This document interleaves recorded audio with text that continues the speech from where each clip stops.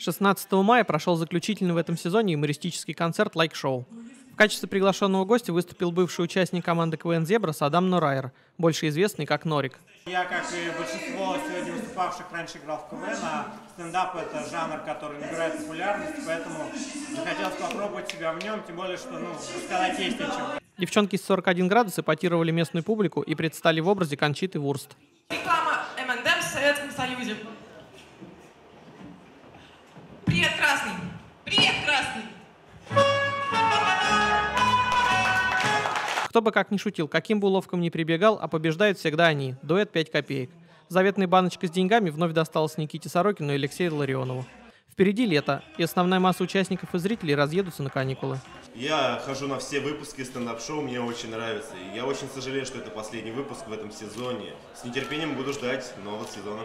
Организаторы взяли паузу до сентября. У участников будет время, чтобы написать новые смешные монологи и миниатюры. Ведь, как известно, самая смешная шутка еще не написана.